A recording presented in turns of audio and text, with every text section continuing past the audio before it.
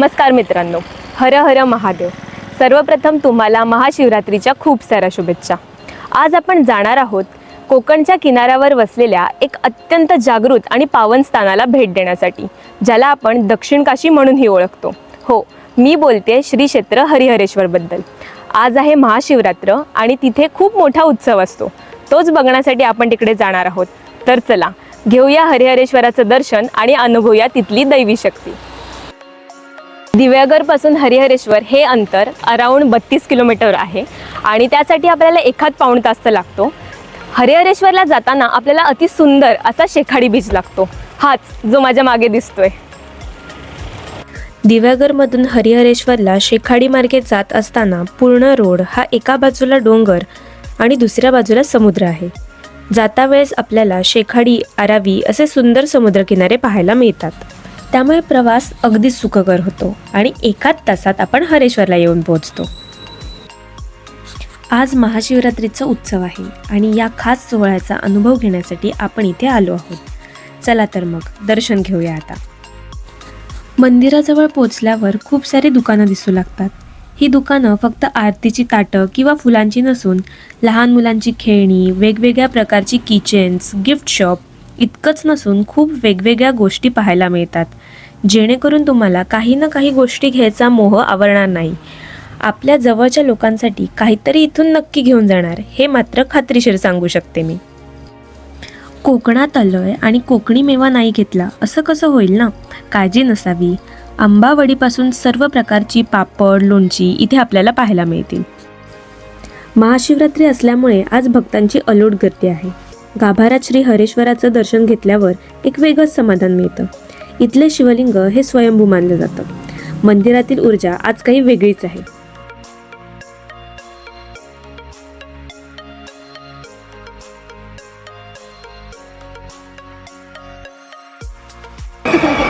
महाशिवरात्र असल्याने भाविकांची खूप जास्त गर्दी आपल्याला पाहायला मिळते आणि रांग बघून असं वाटतंय काही नाही तर 1-1.5 तास तर आपल्याला दर्शनासाठी लागणार आहे। मंदिराच्या आवारात एकूण 4 मंदिरं पाहायला मिळतात। एक सिद्धिविनायकाचं मंदिर, दुसरं हनुमानाचं मंदिर, तिसरं काळभैरवाचं मंदिर आणि चौथं हरिहरेश्वराचं मंदिर। आज महाशिवरात्री असल्यामुळे आज फार गर्दी आहे देवळामध्ये। जसं उत्तर काशीला आहे तसंच दक्षिण काशीला आहे। पहिलं दर्शन काळभैरवाचं, नंतर हरिहरेश्वर हे प्रसिद्ध आहे। आणि पांडवांच्या आई वडिलांचे श्राद्ध इथं झाले म्हणून हे पांडव तीर्थ म्हणून प्रसिद्ध झाले। काकांनी ओव्हरऑल छान माहिती सांगितली, पण डिटेल इन्फॉर्मेशन मी सांगते तुम्हाला। हरिहरेश्वरला दक्षिण काशी का म्हणतात याचे मुख्य कारण म्हणजे येथील काळभैरव मंदिर। पौराणिक कथेनुसार भगवान शिवाने या क्षेत्राच्या रक्षणाची जबाबदारी काळभैरवावर सोपवली होती। भगवान काळभैरव हे महादेवाचाच एक अवतार आहे।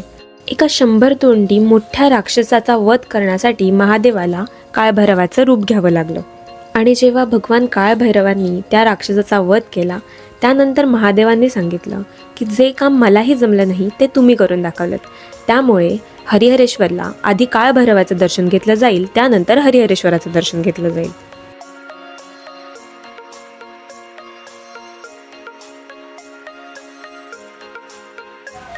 मंदिराच्या मागच्या भिंतीवर पैशाचं नाणं लावायची पद्धत आहे। हे नाणं तिथे जर चिपकलं तर आपली इच्छा पूर्ण होते, अशी एक भाविकांची श्रद्धा आहे। हरिहरेश्वरला दक्षिण काशी का म्हणतात? कारण येथे भगवान विष्णू, शिव, ब्रह्मा आणि पार्वती अशा 4 रूपांचे वास्तव्य आहे असं मानलं जातं।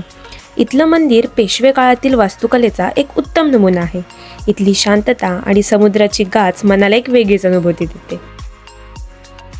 भगवान काळभैरवांबद्दल तर ऐकलं, आता ऐकूया श्री क्षेत्र हरिहरेश्वरला दक्षिण काशी का म्हणतात ते आणि इथल्या लिंगाला एवढं महत्त्व का आहे ते। विंध्याचल पर्वताबद्दल तर तुम्ही ऐकलं असेल। सध्या हा पर्वत मध्य प्रदेशमध्ये आहे। तर झालं असं, त्या पर्वताला आपल्या आकाराबद्दल खूप गर्व झाला आणि पृथ्वीवरील सर्वात श्रेष्ठ पर्वत आपणच असलो पाहिजे म्हणून त्याने आपला आकार वाढवायला सुरुवात केली। तो आकाराने इतका मोठा होत गेला की पृथ्वीला त्याचा भार सांभाळणं अवघड होऊ लागलं। तेव्हा त्या परिस्थितीचा उपाय म्हणून सगळे महादेवाचा धावा करू लागले। महादेवाने विंध्याचल पर्वताचा गर्वहरण करण्याचे काम अगस्त्य ऋषींवर सोपवले, कारण विंध्याचल पर्वत अगस्त्य ऋषींना आपला गुरु समजत होते। अगस्त्य ऋषी तेव्हा उत्तर काशीमध्ये होते. त्यानंतर ते चालत चालत निघाले असता विंध्याचल पर्वताजवळ येऊन पोहोचले. त्याचा भला मोठा आकार पाहून त्यांनी त्याला आदेश दिला की मला दक्षिणेकडे जायचं आहे, पण तुझ्या आकारामुळे मी पलीकडे जाऊ शकत नाहीये. तेव्हा गुरुचा ऐकून त्याने पर्वताने आपला आकार लहान केला आणि गुरुनं वाकून नमस्कार केला. तेव्हा ऋषींनी त्यांना सांगितलं की मी दक्षिणेकडे चाललोय, मी परत येईपर्यंत तू असाच वाकून राहा. पर्वताने सुद्धा त्यांना वचन दिले आणि तो तसाच वाकून राहिला. पण ते परत कधी उत्तरेकडे गेलेच नाहीत. त्यामुळे विंध्याचल पर्वत अजूनही त्यांची वाट पाहत तसाच राहिलाय. महादेवाच्या सांगण्यावरून ऋषीने उत्तर काशी सोडली ती कायमचीच. उत्तर काशीची कमतरता भासू नये आणि त्यांचा त्याग वाया जाऊ नये म्हणून ब्रह्मा, विष्णू, महेश आणि पार्वती डोंगराच्या रूपात इथे आले. हरेश्वरमधील टेकड्यांची नावे सुद्धा तर हीच आहेत: ब्रह्मगिरी, विष्णुगिरी, शिवगिरी आणि पार्वती. आणि याच टेकड्यांची प्रतिकृती लिंग रूपाने येथे स्थापन झाली. त्यामुळे या क्षेत्राला दक्षिण काशी असं म्हणतात.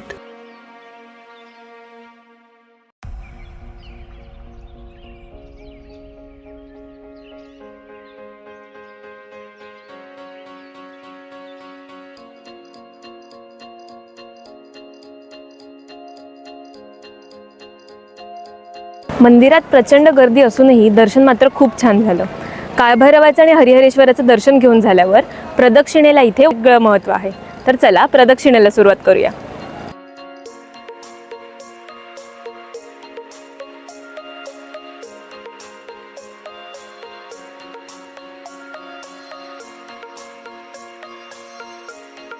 आता आपण चाललो आहोत हरिहरेश्वरच्या सर्वात महत्त्वाच्या भागाकडे, प्रदक्षिणा मार्ग. मित्रांनो, ही प्रदक्षिणा साधीसुधी नाहीये. एका बाजूला अथांग समुद्र आणि दुसऱ्या बाजूला डोंगर, मधून जाणारा हा रस्ता.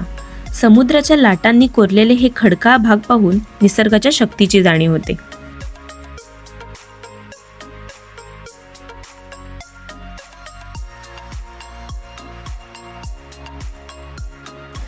या प्रदक्षिणेला कोसाची प्रदक्षिणा म्हणतात, कारण या प्रदक्षिणेचं अंतर हे 1 कोस इतकं आहे.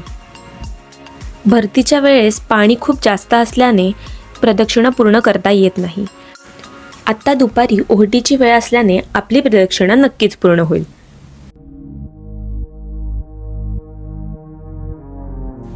हरिहरेश्वरची प्रदक्षिणा ही केवळ धार्मिक विधी नसून एक भौगोलिक चमत्कार आहे.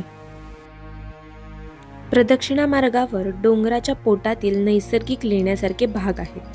प्रदक्षिणेच्या वाटेवर खडकामध्ये उमटलेली पावले आहेत, ज्यांना विष्णुपद म्हणतात. तसेच तिथे खडकातून गोड्या पाण्याचा प्रवाह येतो, ज्याला गायत्री तीर्थ म्हणतात.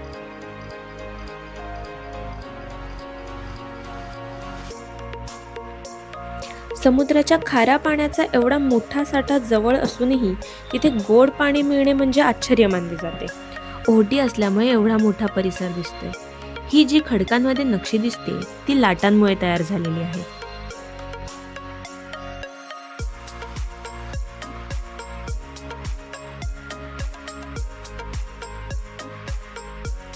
भरतीच्या वेळेस प्रदक्षिणा मार्ग हा बंद असतो, कारण इकडे येणं तेवढंच धोक्याचं आहे. एका बाजूला हिरवागार डोंगर तर दुसऱ्या बाजूला निळाशार समुद्र. हे दृश्य बघून मन मात्र सुखावतं. सुंदर असं काळभैरवाचं आणि हरिहरेश्वराचं दर्शन झाल्यानंतर तिथली प्रदक्षिणा नक्की करावी. दर्शन आणि प्रदक्षिणा झाल्यावर इथल्या स्वच्छ आणि समुद्र किनाऱ्यावर थोडा वेळ घालवणं तर बनतंच ना. आणि हो, कोकणात आलात तर बीच नाही बघितला तर कायच बघितलं. समुद्र किनाऱ्यावर बोटिंग पासून पोहण्यापर्यंत सर्व काही करता येतं. कोकणी मेवा तर नक्की ट्राय करावा. नाशिकच्या त्र्यंबकेश्वर प्रमाणेच हरिहरेश्वरला सुद्धा पितृदोष निवारण आणि नारायण नागबली सारखे विधी करण्यासाठी अत्यंत पवित्र स्थान मानले जाते. पांडवांच्या आईवडिलांचं अस्थि विसर्जन हरिहरेश्वरमध्ये झालं होतं, त्यामुळे हे स्थान पवित्र मानलं जातं. बरेचसे लोक अस्थि विसर्जनासाठी हरिहरेश्वरला नक्की येतात. आज महाशिवरात्रीनिमित्त आपण घेतलं हरिहरेश्वराचं दर्शन. व्हिडिओ तुम्हाला कशी वाटली हे नक्की कळवा. आणखी कोणत्या प्लेसवर तुम्हाला जायला आवडेल हेही मला सांगा. चॅनलवर नवीन असाल तर सबस्क्राईब नक्की करा. भेटूया पुढच्या व्लॉगमध्ये. Bye bye.